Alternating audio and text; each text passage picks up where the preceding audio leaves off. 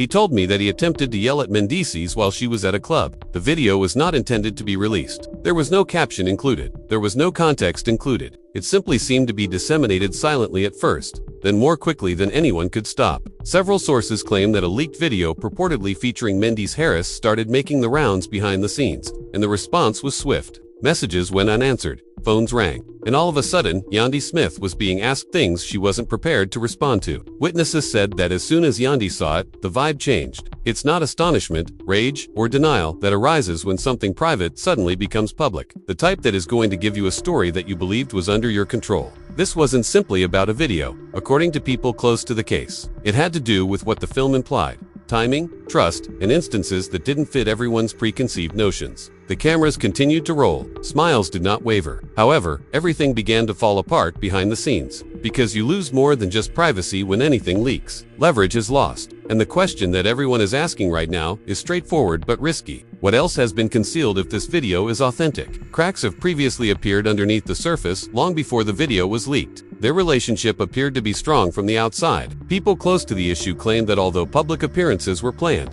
statements were cautious, and smiles were consistent.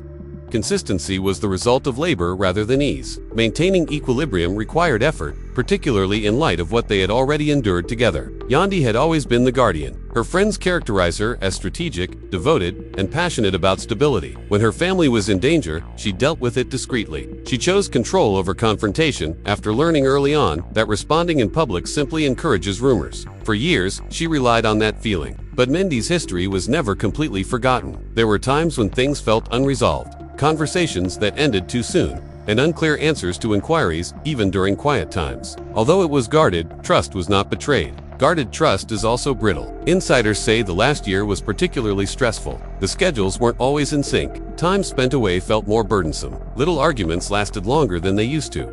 There was nothing explosive, simply a gradual increase in distance. People tend to overlook this kind of distance because it feels riskier to acknowledge it than to live with it. The leak happened in a different way because of this. It didn't show up in the midst of pandemonium. It came during a quiet time, because people feel safest when they are at ease. According to reports, Yandy thought that some chapters were ended and that any errors had already been fixed, pardoned, or at the very least accepted. It felt unsettling to think that something outside of that comprehension may appear out of nowhere. Her initial response, according to those close to her, was private uncertainty rather than public terror. Timing was more important than content, so she kept asking the same question. When was this? Because timing reveals whether anything is a betrayal, an error, or a trend, and she was unsure of how to react till she knew that response. Neither as a partner nor as a public person. The emotional past was problematic in a different way for Mendy. According to those close to him, he thought that growth entailed putting the past behind him and moving on. Because it seemed like unlocking doors he had tried so hard to close, he refrained from revisiting the past. But occasionally, even when it wasn't meant to be,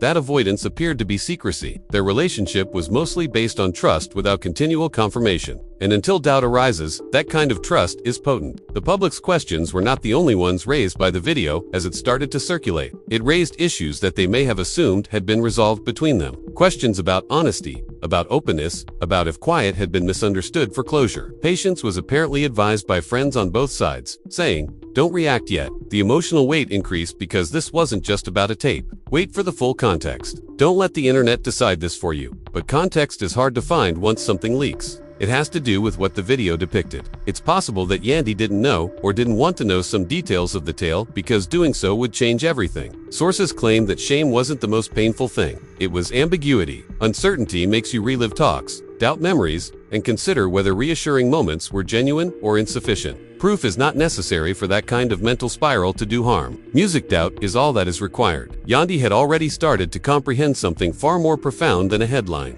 By the time the world became aware of her quiet, she wasn't choosing how to react to a leak. She was determining how much of the truth she was willing to confront. You can't pretend you don't want the answers once you ask the correct questions. The discourse completely shifted after it became difficult to ignore the tape. People weren't shocked by the video's quality. It was the familiarity. The scene seems relaxed. The tone was cozy, and more important than anything else was that particular element. Sources who watched the video said that this didn't appear to be an isolated incident that was taken out of context. It appeared to have occurred spontaneously without fear of being noticed. Alarms were triggered by that. Yandy Smith didn't rush to publicly confront anyone. According to those close to her, she took the opposite action. She made things move more slowly. She asked to see the entire video. Who videotaped it? She asked. Details determine everything. Therefore, she wanted to know when it was taken and who else was there. The situation grew increasingly complex as she learned more. Timelines didn't immediately match her perception of reality. Certain dates coincided with times she believed to be stable. Others drifted into gray areas.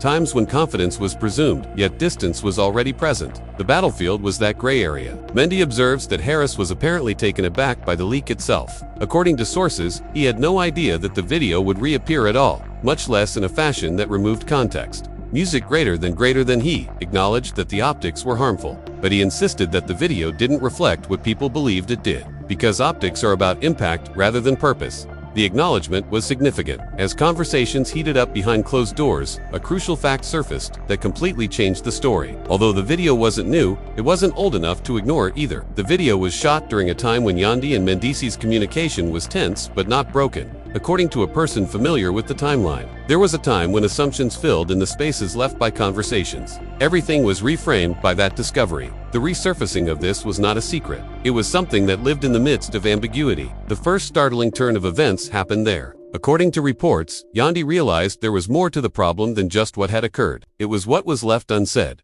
The hush that ensued overshadowed the video itself. Why wasn't the moment described if it had no significance? Why wasn't it addressed if it was important? The clip could never have handled the weight of that unanswered question. People in the couple's immediate vicinity started silently taking sides as the pressure mounted. While some emphasized accountability, others defended purpose. Some advised Yandy to prioritize emotional self-defense before image or perception. After a second revelation surfaced, the public's response grew more intense. According to a source, it wasn't an accident, and the guy who shot the video wasn't a stranger. Music, that implied that the occasion wasn't as private as it seemed. Yandy was extremely unsettled by that idea since it posed questions about awareness and permission. Was this something she was never intended to know, or was it something she was expected to see eventually? That distinction altered her perspective on everything. When Yandy allegedly asked one clear inquiry and didn't get a satisfactory response, the tension apparently reached a breaking point. It was unfinished, not because it was explosive. Often, telling half-truths hurts more than telling the whole truth. The dynamic changed at that point. Yandy ceased to inquire further. She gave up arguing explanations. She gave up attempting to fit the parts together. Rather, she took an unexpected action. She took a step back to watch rather than to punish or dramatize.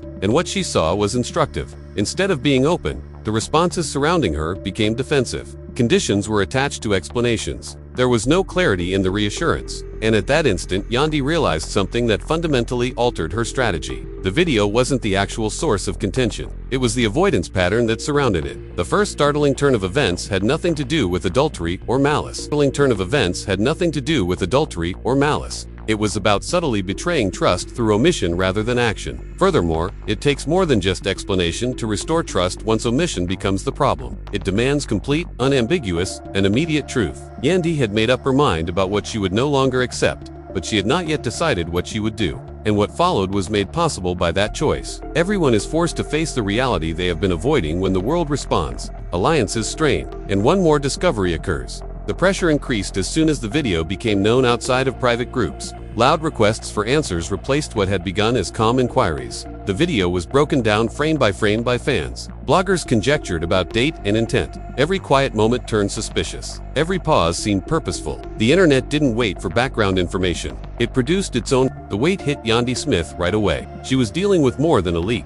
She was going to lose control over a story that she had spent years defending. Friends claimed that although she maintained her composure in public, she was reevaluating in private, determining what needed boundaries, what to handle, and what to disregard. Mendy observes Harris's efforts to contain the situation. He insisted that the video was being misconstrued and encouraged patience and context. According to sources, however, context feels like a changing target, and patience is difficult to sell when images speak louder than explanations. Then came the second big twist. A private message that was leaked was not from Yandy or Mendeecees, but rather from a person involved in the matter who said they were there when the video was taken. The notice did not include a detailed description of the clip. It detailed the aftermath, including a discussion in which the incident was acknowledged but purposefully downplayed. The message implied that rather than completely confronting it, there was an agreement to let it pass. That altered everything since it indicated that the problem wasn't just a leak coming to light again. It has to do with an earlier choice to eschew openness in favor of composure. Even while that choice seemed protective at the time, it now appeared to be avoidance. The public's response changed once more. Instead than debating what the video depicted, many began to question why it wasn't handled when it was most important.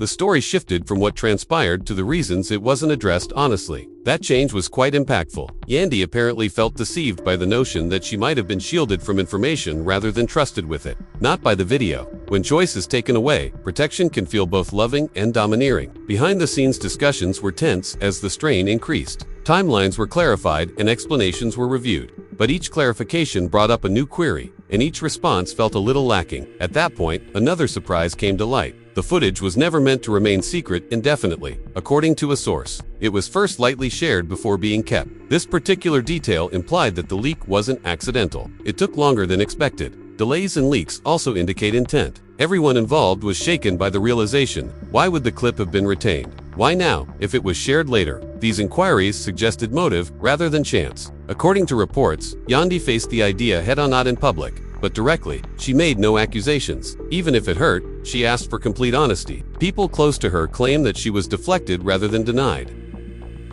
Since deflection is evidence of discomfort with the truth rather than misconduct, it became the breaking point. Even impartial voices started advocating for clarity over quiet as coalitions changed. There was consistency in the message. Once the story is made public, nobody is protected by silence. Yandy paid attention. Then she made a decision that caught everyone off guard. She gave up attempting to control her viewpoint. She didn't provide justifications. She did not support narratives. She didn't beg for pity. Instead, she braced herself for the fallout. Something serious was indicated by that preparedness. A choice, not a response. The kind created when someone recognizes that the problem is a pattern that has to be addressed rather than a single instance. To be honest, the escalation got to the point where everyone knew the same thing. This was not going to end gently. There was no way to make this go away. And this was no longer just about a video. It was about whether control will eventually give way to truth. And as feelings emerge, allegiances break. And the price of quiet becomes indisputable. That insight set the stage for the fallout. The emotional impact was more personal than anyone had anticipated when the crisis became fully visible to the public. There were waves of support for Yandy Smith. Some admirers complimented her poise. Others advised her to leave right away. Many acknowledged that they could relate to her situation, struggling to maintain their composure while secretly doubting what they believed to be true. The remarks weren't just loud, they were private. Yandy's world shrank in private.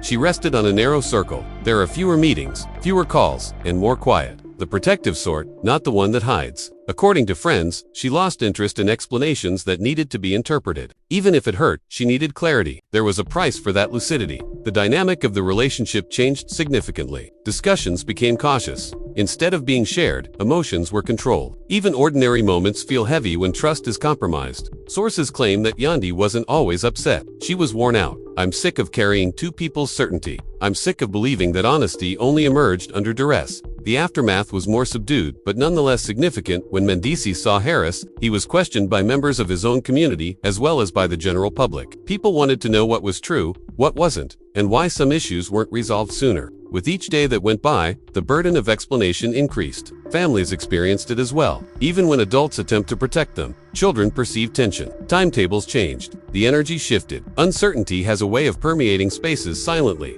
and what had previously felt stable now felt unsure. The public's views remained divided. Mendeecees was defended by some, who emphasized his intent and growth. Others emphasized transparency and accountability. A third group realized that genuine relationships don't fit neat narratives and ceased picking sides completely. Yandy observed everything without reacting. It wasn't weakness to remain silent. It was an assessment. Those close to her claimed that she would often ask herself the same question. Can I get past this without losing who I am? She was more alarmed by the delayed response than by the leak itself. Days later, a little but significant shift took place. Yandy ceased to explain why she wasn't there. She ceased monitoring responses. She gave up attempting to diffuse the situation. She concentrated on controlling her boundaries rather than the story. Everything was altered by a single personal choice. She didn't make a dramatic or public request for space. Space to hear herself clearly, space to think independently, and space to make decisions without coercion. More than any statement, the message was conveyed by that request. It made it clear that this was a serious matter. It indicated that things had changed. Additionally, it informed individuals that the next action would not be theatrical. There was no dramatic fallout. It was real, weighty, and quiet.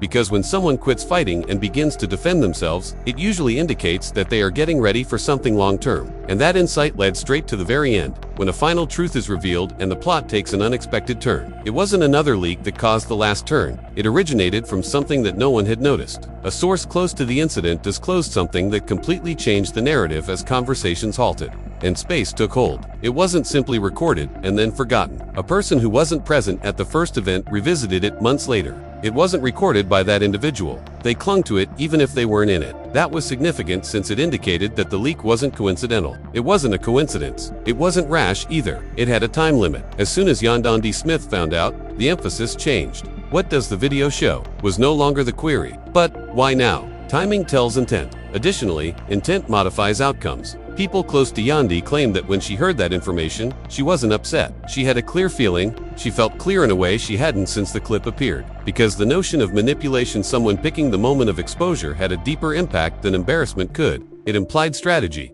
and strategy necessitates reaction. Even those closest to Yandy were taken aback by the choice she made behind closed doors. She decided against confronting in public. No declarations, no responses, and no defensive justifications. Rather, she asked for a private meeting under strict guidelines, no cameras, no middlemen, no rewriting, just the truth. It's unclear if that meeting took place or if it's still waiting. It has been established that Yandy started discreetly rearranging her life. Priorities were rearranged, schedules were altered, and boundaries were strengthened covertly. The change was apparent when Mendeecees saw Harris. According to Frenzy, came to the conclusion that saving perception was no longer the goal. It was about taking responsibility for both words and deeds. Not every error is acceptable. Some people live in what should have been uttered but wasn't. Pressure shifted from the video itself to those who profited from its release as word of the timing of the leak leaked in private. Many people involved in the incident felt uneasy about the realization. The final twist then appeared. There is another clip, according to a source. It's not the same time, place, perspective, day, or suggestion. Nobody has verified what it displays. No one has verified who possesses it, just that it's there. That realization altered everything since it indicates that the story is not yet complete. It indicates that there is still leverage and that silence might not be the best course of action. The existence of a second clip has not been acknowledged by Yandy Mendeecees, has not refuted it. It's a heavy silence. The relationship's survival isn't the subject of the cliffhanger. Who gets to control the truth next is at issue. Will the rest of the video appear? Will the private discussion alter the direction? Will the individual in possession of the video choose to escalate? Or will the truth eventually be revealed in a manner completely independent of leaks? There's no denying that Yandy is no longer responding. She's making a decision. Furthermore, the next action is rarely minor when someone stops reacting and begins making decisions. Be prepared, because the story won't simply go on if the private meeting or the second clip are released. Nothing about this situation will remain the same after it changes.